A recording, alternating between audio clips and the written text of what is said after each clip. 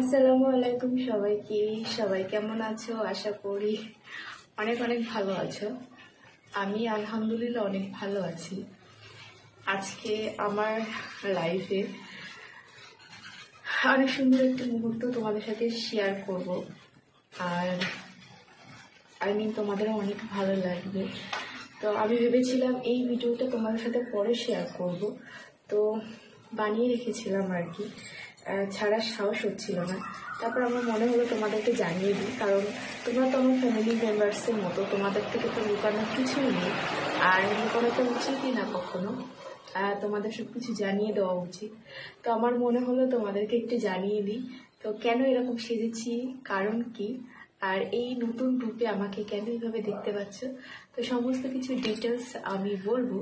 তো চলো ভিডিওটা শুরু করা। ফাইনালি শুভ কাজটা সম্পূর্ণ করে নিয়েছি, আর তোমাদের থেকে আমি এই জিনিসটা লুকিয়ে রেখেছিলাম।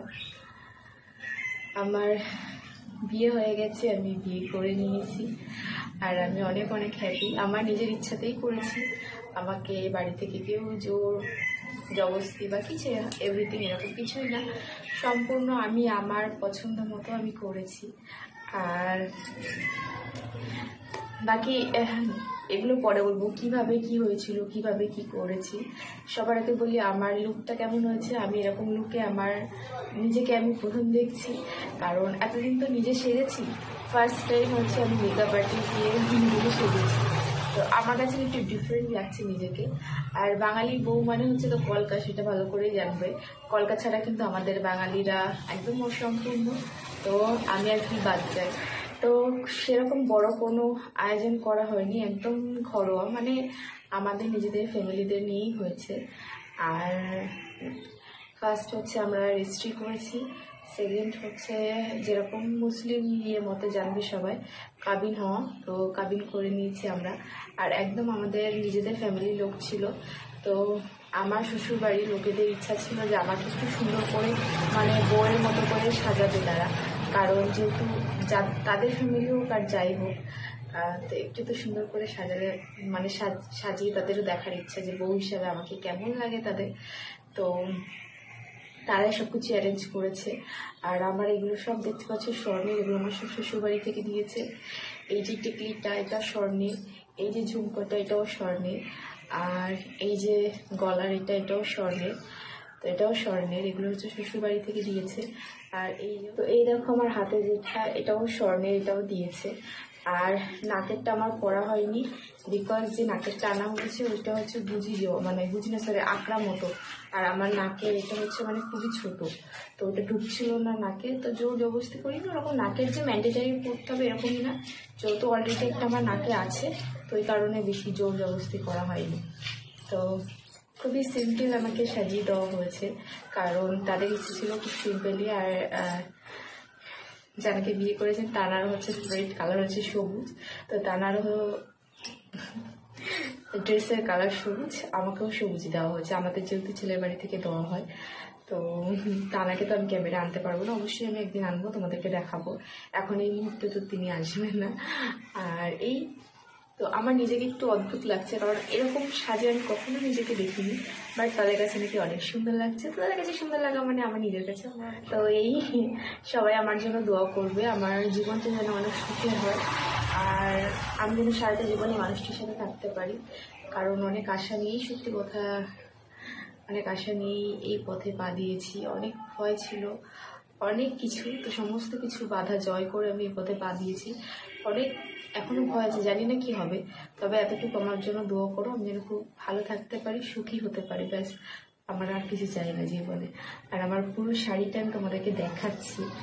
আর আমি অনেক বিজি ছিলাম, তো এখন একটু ফাঁকা হয়েছি বলে আমি ভিডিও বানাতে পারছি। আর নিচে হচ্ছে লোকজন ভর্তি, ওখানে তো আমি কথা বলতে পারবো না। আর তাদেরকে আমি জানিয়েছি যে আমি এরকম ইউটিউব করি এরকম, তো তাদের কোনো সমস্যা নেই।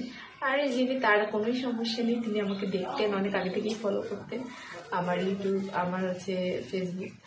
তো এই আর কি। তো চলো আমার ফুল লুকটা হচ্ছে তোমাদেরকে দেখায়।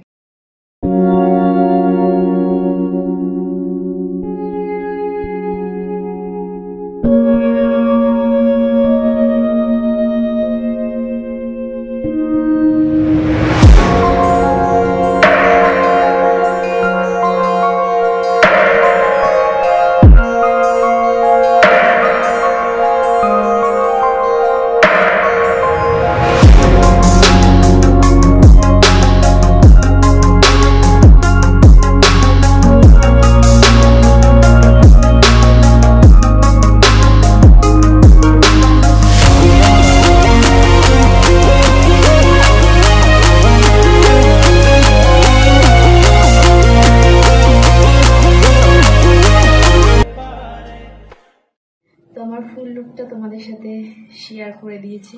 কেমন লাগছে অবশ্যই আমাকে জানাবে। আর আমার নিজেরও নিজেকে অনেক অনেক ভালো লাগছে। আমি প্রথম দেখছি এই লুকে। আর আমার চুল বাঁধা নিয়ে প্রচুর প্রবলেম হচ্ছিল, কোনো হেয়ার স্টাইল বুঝতে পারছিল না যিনি আমাকে সাজিয়েছে, বিকজ আমি চুল কেটে ফেলেছি। প্রচুর ছোট চুল হয়ে গেছে, না খোপা করা যাচ্ছিল, না কিছুভাবে বাঁধা যাচ্ছিল। অনেক কষ্ট করে তিনি ম্যানেজ করেছেন আমার চুলটাকে, মানে প্রচুর বাজে অবস্থা হয়ে গেছিলো আমার চুলটা সত্যিকার। তো ফুল দিয়ে মানে সুন্দর করে এই যে তিনি একটা খোপা করতে পেরেছেন, এটাই অনেক।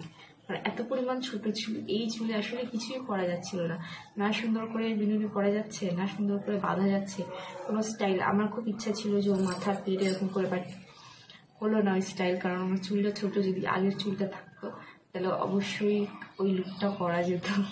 তো থাক, যা হয়েছে তাতেই খুশি। আর হ্যাঁ, একটা কথা বলি, আমি কিন্তু কোনো রকম মজা বা প্র্যাঙ্ক এসব কিছুই করছি না, একদম সত্যি কথা তুতলে যাচ্ছে। আমার জীবনের নতুন একটা অধ্যায় শুরু হয়েছে। আমি আশা করি সবাই আমাকে আশীর্বাদ করবে, আমার জন্য দোয়া করবে, আমার এই জীবনটা অনেক সুখের হোক, আমি অনেক সুন্দরভাবে আমার লাইফটাকে লিড করতে পারি। আর যে মানুষটির সাথে আমি পথ চলার একসাথে মানে সন্ধিবদ্ধ হয়েছি, সেই মানুষটি না সারা জীবন আমার পাশে থেকে, ব্যাস এইটুকুই, আর কিছুই চাই না। তো আমার জন্য দোয়া করো অবশ্যই, সবার কাছে এতটুকুই। আর কি বলবো, নিজেকে অনেক, যখন আমি সিগনেচার করছিলাম আমার অনেক কনফিউশন লাগছিল, বিকজ কারণ সিগনেচার করাটা শুধু সিগনেচার করা এরকম নয়, অনেক বড় একটা দায়িত্ব চলে আসে। আর আমি জানি না আমার দায়িত্বটা আমি কতটুকু পালন করতে পারবো, বাট চেষ্টা করবো অবশ্যই। আর চেষ্টার তো কোনো খামতি হয় না। আশা করি তোমরা আমার জন্য অনেক দোয়া করবে, ভালোবাসা দিবে। তো আজকের ব্লগটা এইটুকুই, ভালো লাগলে লাইক করবে, চ্যানেলটাকে সাবস্ক্রাইব করবে। তো চলো, টাটা, বাই বাই, দেখাবে নেক্সট কোনো ব্লগে বা ভিডিওতে।